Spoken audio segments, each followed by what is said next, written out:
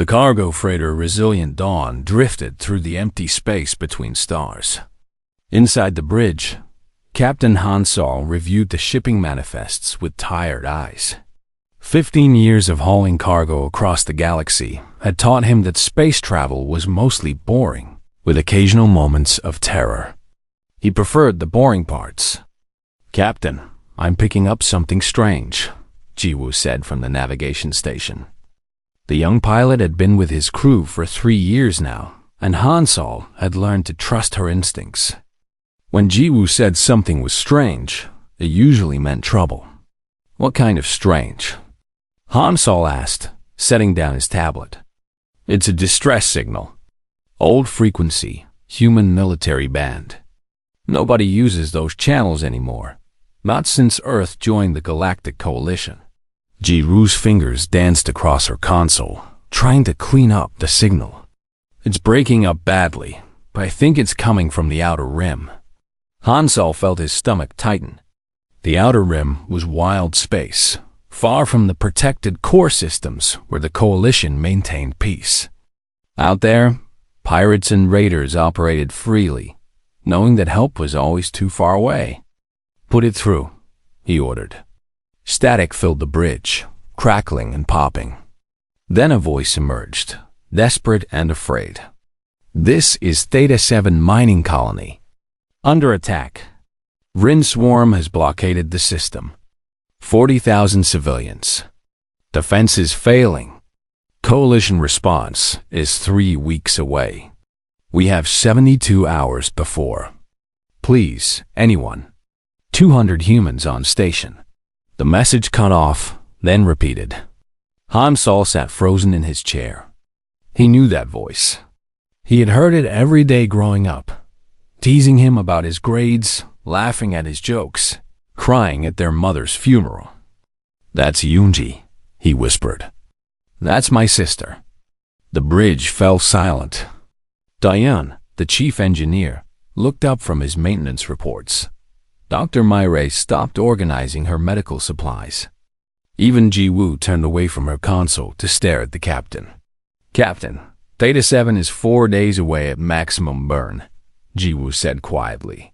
"We could make it before the defenses fail." "Against the Vrin swarm?" Diane shook his head.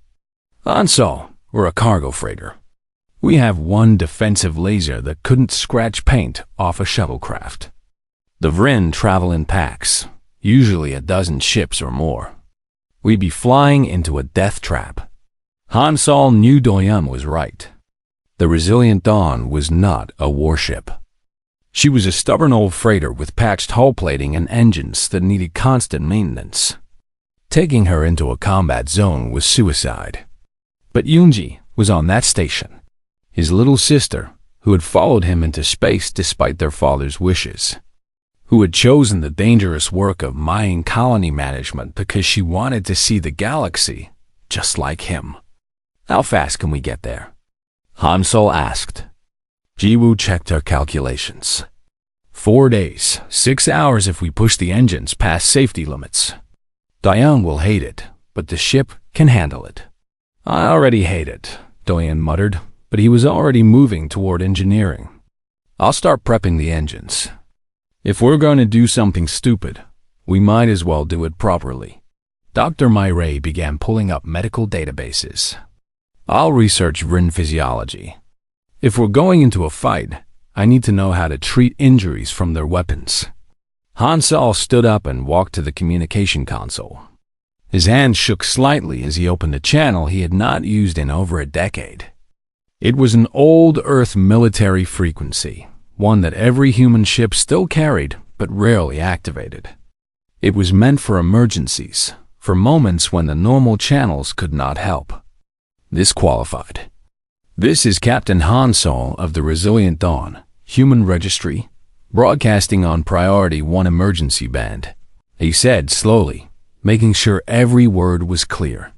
"We have received a distress call from Theta 7 mining colony. The Vrin swarm has blockaded the system with multiple warships.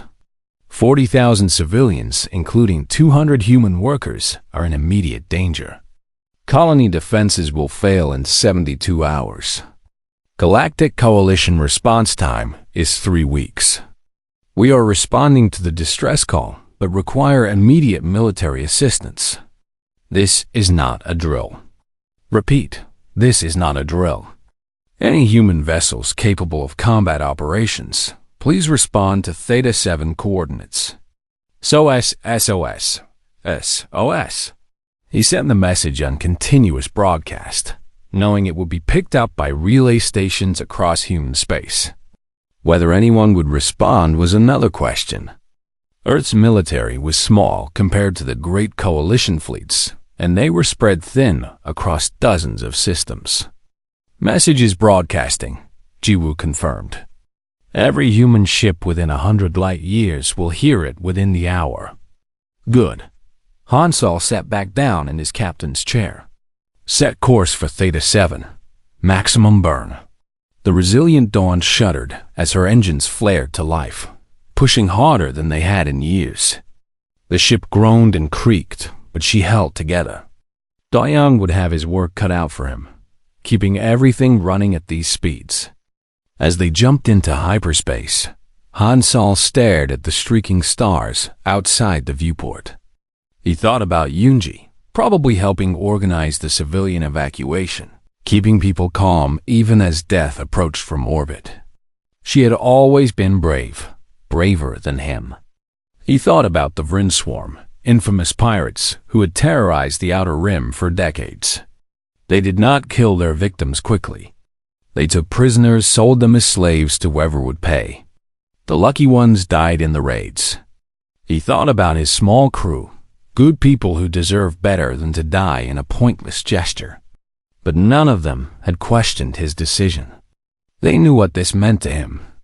"Captain," Dr. Murray said softly, approaching his chair. "We'll get there in time. And maybe help will come." "Maybe," Hansol agreed, though he did not believe it. Deep in Earth's solar system, an automated relay station received the SOS broadcast.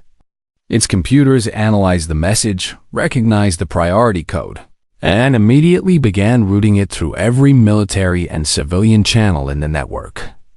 The message spread like wildfire, jumping from station to station, planet to planet. In orbital docks, ship captains heard the call. In military academies, instructors stopped their lessons. In corporate boardrooms, security chiefs received alerts. Across human space, from the oldest colonies to the newest settlements, people heard the same thing.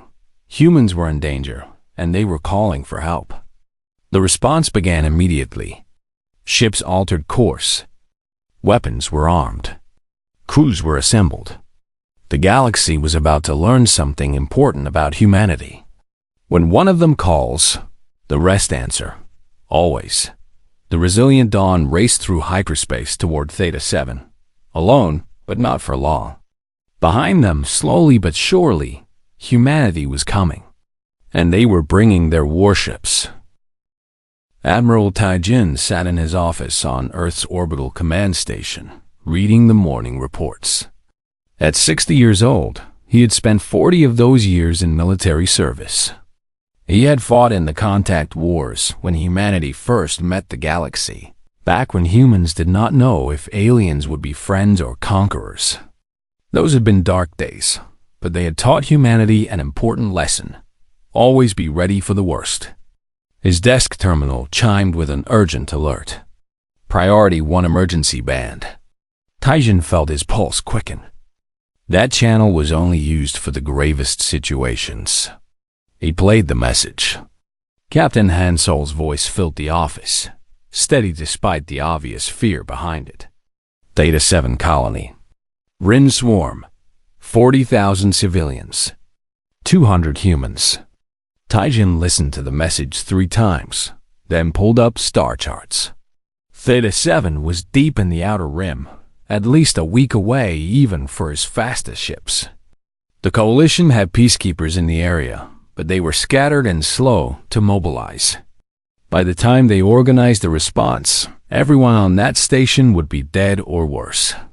He opened a communication channel to his fleet commanders. "This is Admiral Taijin. We have a priority 1 situation. All available vessels are to prepare for immediate deployment to the Theta 7 system in the Outer Rim. This is a combat operation. Load full weapons and prepare for sustained engagement. We leave in 2 hours. Admiral, his second officer said carefully, we haven't received authorization from Earth Command for this deployment. The Outer Rim is outside our patrol zone. Then we'll get authorization later, Taijin said flatly. There are humans dying out there, and we're the only ones who can reach them in time. I'll take responsibility for this decision. Now move. The officer saluted and left to carry out the orders. Taijin knew he was risking his career with this unauthorized deployment, but some things mattered more than regulations. The Terran Defense Fleet existed to protect human lives. If they could not do that, what was the point? Across the Sol system, warships began powering up their weapons and loading supplies. Crews were recalled from shore leave. Fighters were prepped in launch bays. Within an hour, 40 ships were ready to depart. Within 2 hours, they jumped into hyperspace, racing toward the Outer Rim. Far away on Theta 7, Yunji crouched behind a mining excavator, breathing hard. The Vrin had landed ground forces an hour ago, and the situation had gone from bad to nightmare. The aliens were herding civilians toward their landing ships, separating them into groups. She knew what that meant: sorting, deciding who was valuable enough to keep as slaves and who would be killed. We can't let them take those people, said Minho, a miner who had taken cover next to her. He was older, maybe 50, with scars on his arms that looked military. We're miners with cutting torches and hand tools, Unji said. They have actual guns. Then we get creative. Minho smiled grimly. He had been different since the attack started, moving with purpose and confidence that did not match a simple miner. I wasn't always a miner.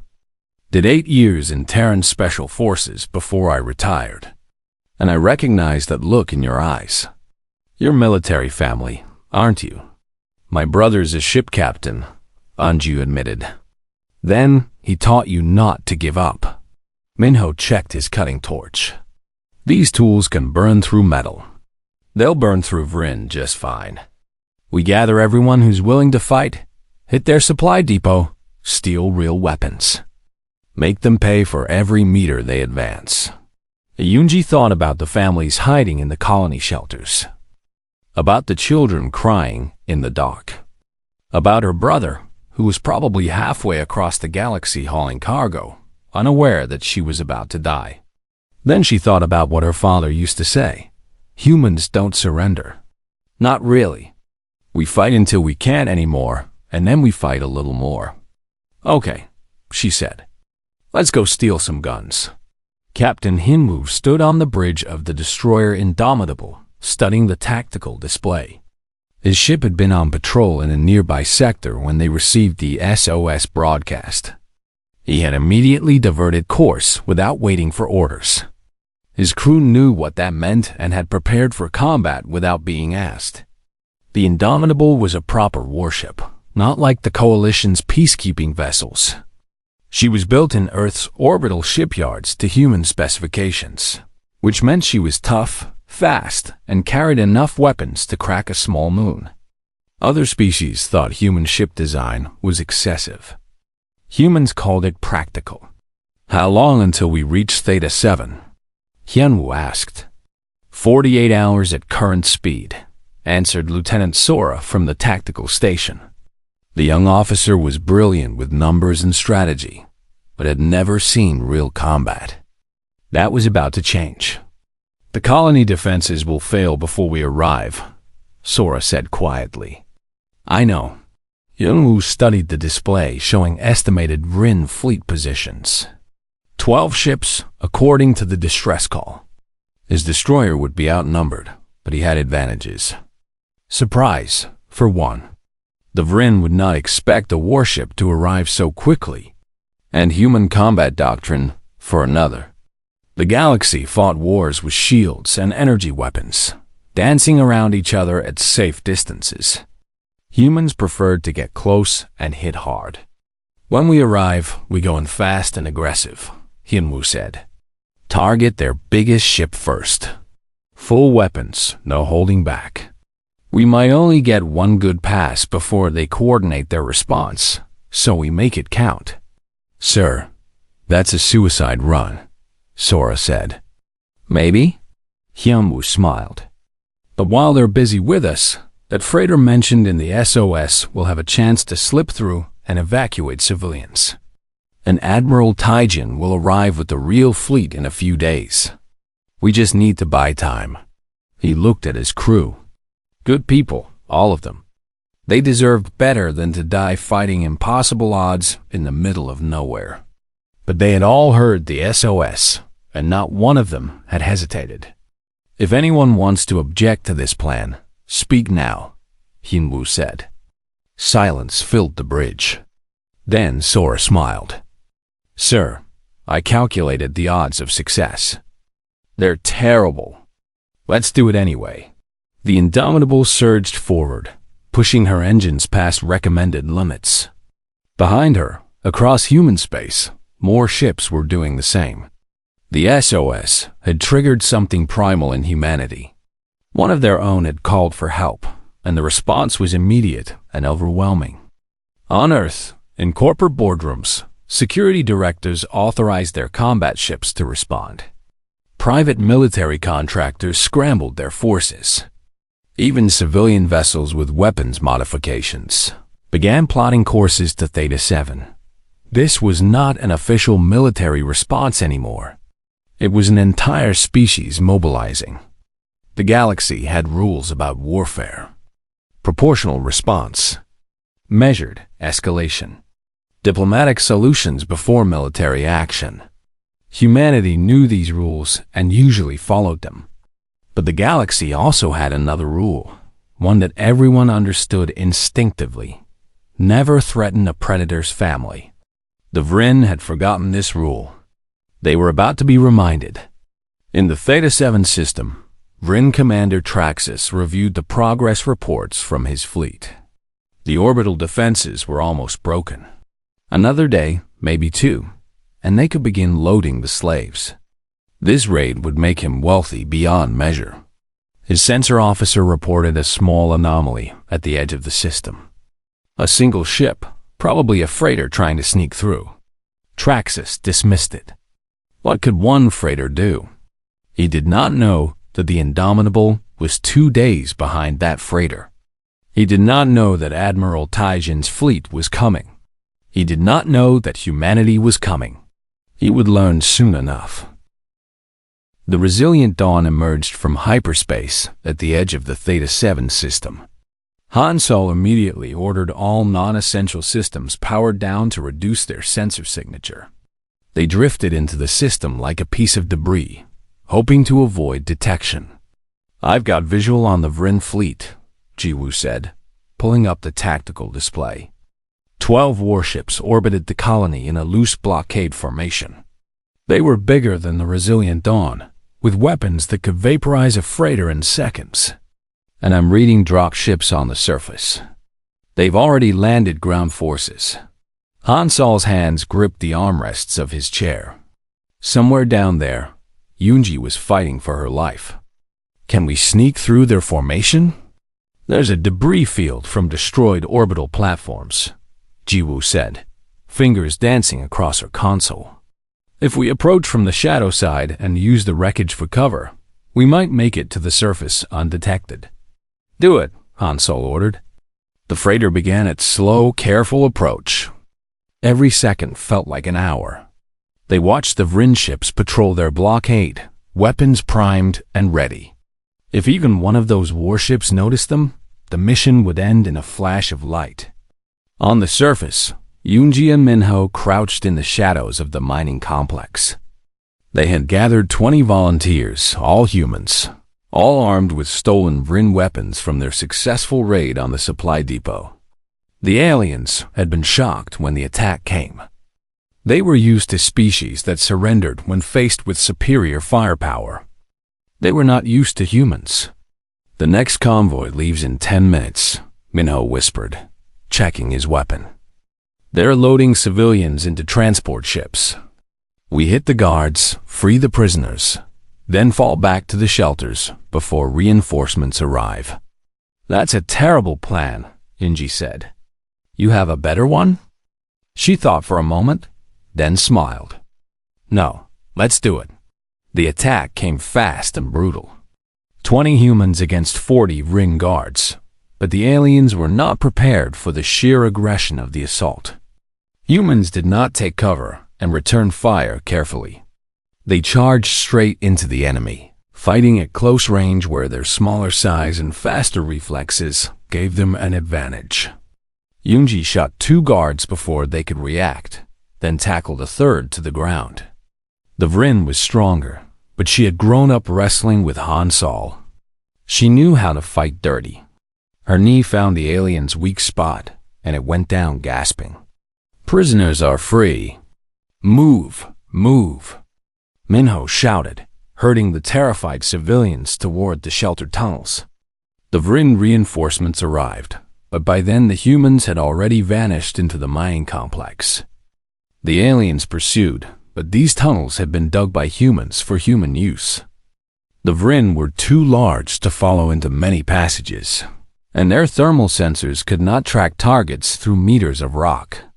That's the 3rd successful raid, Minho said, as they were grouped in a hidden chamber. They're going to change tactics soon. Probably start executing hostages to make us stop. Yunji checked her stolen weapon. The charge was low. They all were. Then we steal more weapons and hit them harder. I like the way you think, Minho grinned. Then his expression changed. Do you hear that? A low rumble echoed through the tunnels. Not an explosion. Something else. Something big. On the Resilient Dawn, alarms started blaring. Contact! Ji-Woo shouted. Massive energy signature dropping out of hyperspace. Han Sol thought they had been discovered, that a Vrin warship had found them. Then he saw the identification code on the new arrival. That's a human destroyer, Duane said in disbelief. That's the Indomitable. Captain Hyan Wu's ship crashed into the Theta 7 system like an avenging angel. The destroyer did not slow down or attempt stealth. She came in fast and hot, weapons already charging, broadcasting one message on all frequencies.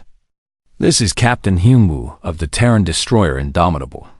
Vrin Fleet, you are ordered to stand down immediately and release all hostages. You have 30 seconds to comply before we open fire. Vrin Commander Traxxas stared at his tactical display in confusion. One human ship against his entire fleet. This was madness. He opened a channel to respond, to demand the human surrender. He never got the chance to speak. The Indomitable opened fire. The destroyer's railguns fired solid metal slugs at a fraction of light speed. The first volley caught a Vrin cruiser completely by surprise, punching through its shields like they were paper. The alien ship exploded in a ball of fire. Evasive action. Traxxas screamed at his fleet. All ships, concentrate fire on that destroyer. But the Indomitable was not where they expected. Hyunwoo had studied Vrin tactics. He knew they relied on long-range energy weapons and shield warfare. So he did what they would never expect. He charged straight into their formation. At close range, shields meant nothing. The destroyer's weapons tore through hull plating, fusion cores, and crew compartments. A second Vrin ship exploded. A third lost power and began drifting. Hull breach on decks 3 and 4. Sora reported as the Vrin returned fire. Shields are down to 40%. Keep firing, Hyunwoo ordered calmly. Target the flagship. The Indomitable was bleeding atmosphere and taking heavy damage, but she kept fighting. This was what human ships were built for. Not elegant dancing at safe distances, but brutal close quarters, slugging matches where the toughest ship won. On the Resilient Dawn, Han Sol watched the battle in awe. The destroyer was outnumbered and taking terrible damage, but she was winning. Or at least buying time. "The blockade is broken," Jiwoo said. "We can reach the surface now." "Take us down," Han Sol ordered. "Do and prepare the cargo bay for evacuation. Myray, set up triage in the medical bay. We're going to load as many people as we can carry." The freighter dropped through the atmosphere, landing near the mining complex in a cloud of dust. Han Sol opened the cargo ramp and ran outside, calling his sister's name. Yoonji emerged from a tunnel entrance, covered in dust and alien blood, still carrying her stolen weapon. When she saw Han Sol, she smiled. "Took you long enough," she said. "Sorry I'm late," Han Sol replied. Then he hugged her tightly. "Let's get these people to safety." Above them, the battle continued. The Indomitable had destroyed 3 Vrin ships and crippled 2 more, but the cost was devastating. The destroyer's hull was torn open in a dozen places. Life support was failing. Fire suppression systems were offline. "Engines are critical," Sora reported. "We've lost main power. Running on emergency batteries." Hyungwoo looked at his dying ship, then at the tactical display. 4 Vrin warships were moving to surround them, closing in for the kill. His crew had fought brilliantly, but this was the end. Unless he could buy a little more time. "All crew, abandon ship," Hyunwoo ordered. "Get to the escape pods now." "That's an order." "Captain, what are you doing?" Sora asked. "Finishing the mission." Hyungwoo locked the bridge controls, preventing anyone else from accessing them. "Go." "That's an order, Lieutenant." Sora hesitated, then saluted and ran for the escape pods. The crew evacuated quickly, professionals to the end.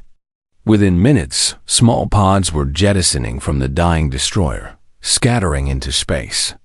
Hyunwoo sat alone on the bridge, watching the Vrin flagship approach. He aimed the Indomitable directly at the enemy command ship and pushed the engines to maximum. The destroyer, already crippled and dying, surged forward one last time. Traxxas realized what was happening too late. He screamed orders to evade, but his flagship was too slow and too close. The Indomitable struck the Vrin flagship at tremendous speed. The explosion lit up the system like a new star, tearing both ships apart. The shockwave scattered the Vrin formation and knocked out their communications. On the surface, everyone stopped and stared at the sky. The blast was visible even through the atmosphere, a brief flash of light that meant brave people had died. Han Sol closed his eyes and said a quiet prayer for Captain Hyunwoo and his crew. They had bought him the time he needed. Now he had to make it count. "Load the civilians," he ordered. "As many as we can fit. We leave in 10 minutes. Behind him, Yoonji watched the fading light in the sky and understood what had happened. Someone had come to help. Someone had sacrificed everything to give them a chance. She would not let that sacrifice be wasted. The resilient Dawn sat on the surface of Theta 7, her cargo bay packed with 300 civilians. It was twice the safe capacity, but Han Sol did not care about safety regulations anymore. He cared about saving lives. "Captain, we have a problem," Doyen called from engineering. "The atmospheric entry damaged our main drive. I can get us to orbit, but we're not jumping to hyperspace without repairs." Han Sol looked at the frightened faces in the cargo bay. Children crying. Parents trying to stay calm. They had trusted him to save them, and now he was trapped on a planet under siege. "How long for repairs?" he asked. "With the right parts and tools?" 6 hours. "With what we have here?" "Maybe never." Before Han Sol could respond, Jiwoo's voice crackled over the intercom. "Captain, you need to see this. Now." He ran to the bridge. Jiwoo was staring at her sensor display with an expression of pure disbelief. The screen showed multiple hyperspace signatures incoming. Lots of them. "That's impossible," Jiwoo whispered. That can't be real. But it was real. Ships began dropping out of hyperspace all around the system. First 10, then 20, then 40, then more. Human warships, every one of them, responding to the SOS broadcast. At the center of the fleet was Admiral Taijin's flagship. The old admiral sat in his command chair, studying the tactical situation. 9 Vrin ships remained, scattered and disorganized after the indomitable sacrifice. Good. That made this easier. Open a channel to all Vrin vessels, Taijin ordered. His communication officer nodded. The channel opened, broadcasting on all frequencies. This is Admiral Taijin of the Terran Defense Fleet, he said calmly. To the civilians of Theta 7, hold position. Help has arrived. To the Vrin swarm, you are surrounded and outgunned. You have one opportunity to surrender. Power down your weapons, release all hostages, and prepare to be boarded. You have 4 hours to comply. After that, we will destroy every ship that refuses. In the Vrin fleet, Sub-Commander Velkris had assumed command after Traxus died in the explosion. She was smarter than her late commander, which was why she immediately recognized the danger. 40 human warships against her 9 damaged vessels. The odds were terrible, but Vrin pride was strong. They had terrorized the Outer Rim for decades without challenge. How could they surrender to these newcomers? We still outnumber them if we count ground forces, her tactical officer argued. And we have hostages. They won't risk civilian casualties. Velkris was not so sure. She had watched the human destroyer sacrifice itself without hesitation. These were not the careful, measured warriors of the coalition. These were something else. Send a message to Vrin High Command, she ordered. Request immediate reinforcement. Tell them we're facing a full human battle fleet. The message was sent. Deep in Vrin space, Warlord Kravesh received the call and laughed. Humans? The soft species from that water world? They had been coalition members for barely 50 years. What could they possibly do? He assembled 30 warships and jumped into hyperspace. He would arrive in 2 days and crush these presumptuous humans. Then he would take Theta 7 and make an example of its people. Admiral Taijin did not attack immediately. He gave the Vrin their 4 hours, just as he promised. During that time, his fleet maintained a tight perimeter around the system. No one got in or out. Meanwhile, human ships continued to arrive. Corporate security vessels, private military contractors, even civilian freighters with weapons bolted onto their hulls. On one of these civilian ships, a ship captain named Junho listened to the tactical chatter and smiled. He had been a Marine commander before retiring to run cargo. When he heard the SOS, he immediately diverted course. His ship was not much, but it had a few surprises installed. Old habits died hard. 57 ships now, his co-pilot said, with more arriving every hour. The galaxy must think we're crazy. Maybe we are, Junho said. But we're crazy together. On Theta 7, Yunji and Minho led the resistance in one final push. With the human fleet overhead, the Vrin ground forces were distracted and demoralized. The humans struck fast, hitting supply depots and command posts, freeing more prisoners. Dr. Nari, a civilian doctor, set up a field hospital in one of the mining tunnels. She treated humans and aliens alike, though the Vrin wounded were terrified of her. They could not understand why she would help enemy combatants. Humans were supposed to be weak, civilized, soft. They did not understand that humans could be both fierce warriors and compassionate healers. It was not a contradiction. It was just who they were. The 4-hour deadline passed. Velkris had not surrendered. Admiral Taijin sighed. He had hoped to avoid more bloodshed, but some people only learn through pain. All ships, battle stations, he ordered. Weapons free. Show them why you don't threaten humans. What happened next would be studied in military academies for decades. The human fleet did not fight like the coalition forces the Vryn were used to. They did not maintain safe distances and exchange energy weapon fire. They swarmed. Human destroyers charged into the Vryn formation from multiple angles simultaneously. Fighters launched from carriers, filling space with thousands of small, agile craft.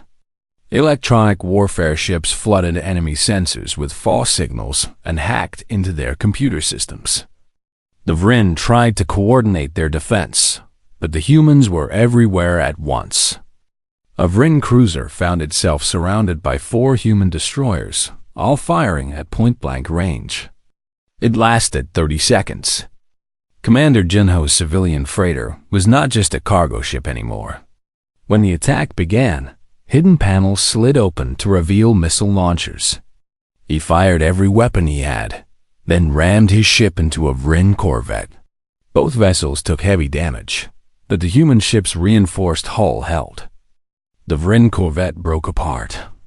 "This is insane," Junho's co-pilot shouted as alarms blared all around them. "Welcome to human naval doctrine." Junho laughed, firing another missile salvo. Within 1 hour, 6 Vryn ships were destroyed. The remaining 3 tried to run, but the human fleet had them surrounded. Velcris finally understood the truth. These were not peacekeepers. These were predators, and she had awakened them. "All ships, stand down," she broadcast to her fleet. "We surrender." Admiral Taijin accepted the surrender and sent boarding parties to secure the Vryn vessels. Commander Junho volunteered his Marines for this duty. They moved through the enemy ships with brutal efficiency, disarming the crews and securing the prisoners. The battle for Theta 7 was over, but the war was not. 2 days later, Warlord Kravesh and his 30-ship reinforcement fleet dropped out of hyperspace, expecting to find Velcris victorious. Instead, he found wreckage. And he found humans. Except the human fleet was not 40 ships anymore. It was over 100. More were arriving every hour. "What is this?" Kravesh demanded. "Where did all these ships come from?" His sensor officer checked the registry codes. "Sir, they're from everywhere. Military vessels, corporate security, private contractors, even civilian ships. They all responded to the distress call." Kravesh felt a cold fear in his stomach. This was not a military operation. This was a species mobilizing. Every human who could fight was coming to Theta 7. He should have retreated. He should have taken his fleet and run as far as possible. But Vryn pride would not allow it. He had come here to crush the humans, and that was what he would do. "All ships, attack formation," he ordered. "We will show these Deathworlders their place." Admiral Taijin watched the Vryn fleet approach and shook his head sadly. "They're going to make us kill them. Arm all weapons. Prepare to engage." The second battle of Theta 7 began. And this time, humanity showed no mercy. The Vryn fought well, but they were outmatched in every way. Human ships were tougher. Human crews were more aggressive. Human tactics were unpredictable and brutal. Within 3 hours, the Vryn fleet was destroyed. Warlord Kravesh died when his flagship exploded, still refusing to believe that humans could defeat him. His final message to his fleet was a warning. Do not underestimate the Deathworlders. It was too late. The message would reach Vryn space, and the Vryn swarm would learn a hard lesson. When you attack humans, they do not send a proportional response. They send everyone. And they do not stop until you are defeated. Admiral Taijin surveyed the battlefield. So many ships destroyed. So many lives lost. But Theta 7 was safe. The civilians were rescued. The mission was complete. "Admiral, we're receiving hundreds of messages from across the galaxy," his communication officer said. "The Coalition wants to know what happened here." Other species are asking about our fleet deployment. Everyone wants to understand how we mobilized so fast. Tell them the truth, Taijin said. Tell them that when humans call for help, we answer. No matter the distance, no matter the cost. That is who we are. 3 weeks after the battle, Han Sol stood on the observation deck of Theta 7 colony and watched the reconstruction crews at work. The colony had been badly damaged, but it would survive. More importantly, its people had survived. Yoonji joined him at the window, carrying 2 cups of coffee. She handed one to her brother and stood beside him in comfortable silence. They had spent the past weeks helping coordinate the recovery effort. Han Sol had expected to leave after the evacuation, but somehow he had stayed. This place felt important now.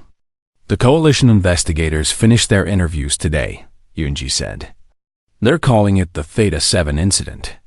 Very official sounding. What did they ask you? How we survived. How we fought back. How the human fleet arrived so fast. She sipped her coffee. I don't think they understood my answers. Han Sol smiled. How could they? Most species don't think like we do. When one of them calls for help, they file reports and wait for official responses. We just come. Captain Hyunwoo didn't wait for orders, Yoonji said quietly. He came alone and fought 12 ships to give us a chance. I never got to thank him.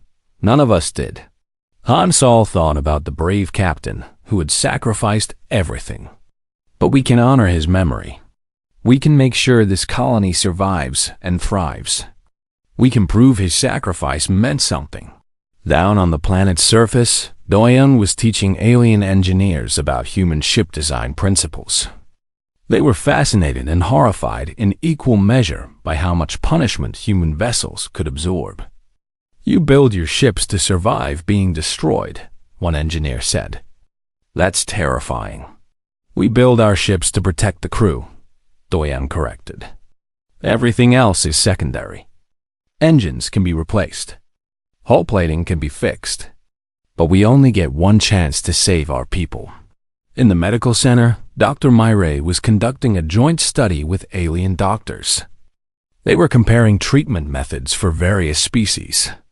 The research would save countless lives across the galaxy, a small positive outcome from the tragedy. Your medical techniques are remarkably advanced, a coalition doctor observed, but also surprisingly aggressive. You use treatments that most species consider too dangerous. Humans are tough, Myre explained. We evolved on a planet that constantly tried to kill us. Diseases, predators, weather, everything. So we learned to be tough right back. Our medicine reflects that. On Earth, Admiral Taijin sat in a conference room full of coalition diplomats and military commanders. They had been debating for 3 hours, and his patience was wearing thin. Your unauthorized deployment violated 12 different coalition regulations, a diplomat was saying.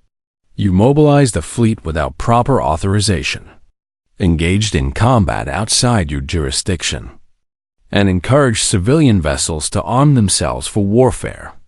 I saved 40,000 lives, Taijin said flatly. Would you rather I had followed regulations and let them die? The room fell silent.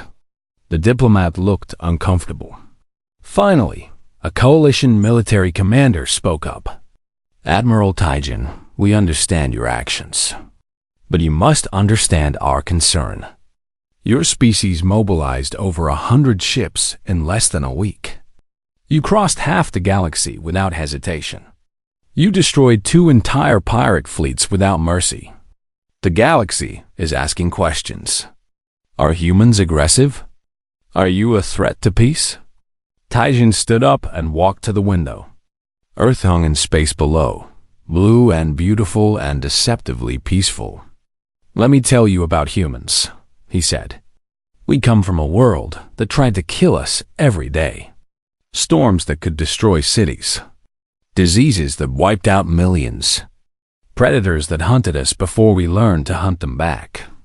We survived all of it. We learned to be tough, to be fierce, to never give up. He turned back to face the room. But we also learned something else. We learned that we're stronger together, that we protect our own, that when one of us calls for help, the rest answer. Not because we're aggressive, because we're loyal. You must admit, your response was extreme, the diplomat said. Was it? Taijin asked. How many ships would you send to save 40,000 of your people? How far would you go? What would you risk? He let the questions hang in the air. We sent everyone we could because that's who we are. If that scares you, I'm sorry. But we won't change. We won't apologize for protecting our own. A coalition observer named Zyth, who had been silent until now, finally spoke. I was there. I watched the battle.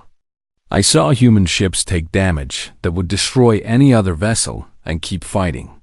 I saw crews risk everything for people they had never met. I saw mercy mixed with fury, compassion alongside violence. The observer paused. I wrote a report for the council. Would you like to know what I said? Please, Taijin said. I said that humanity is not a threat to the galaxy. But anyone who threatens humanity should be very afraid. The room was quiet for a long moment. Then the coalition military commander nodded slowly. I think we understand each other now. The investigation is closed. Admiral Taijin, your actions are officially recognized as a legitimate humanitarian response. No charges will be filed. Thank you, Taijin said. Now, if you'll excuse me, I have ships to repair and crews to commend. Back on Theta 7, Lieutenant Sora stood at a memorial wall being constructed near the landing pad. It would honor everyone who died defending the colony. At the top was Captain Hyun Woo's name, along with the crew of the Indomitable. Junho approached, walking with a slight limp from his injuries during the battle. He had decided to stay and help with reconstruction. Retirement could wait a little longer. I heard you're staying in the military, Junho said, taking command of a new destroyer. The Indomitable II, Sora confirmed. They're building her in Earth's orbital yards. She'd be twice as tough as the original. They touched Hyun Woo's name on the memorial. I'm going to make sure his legacy lives on.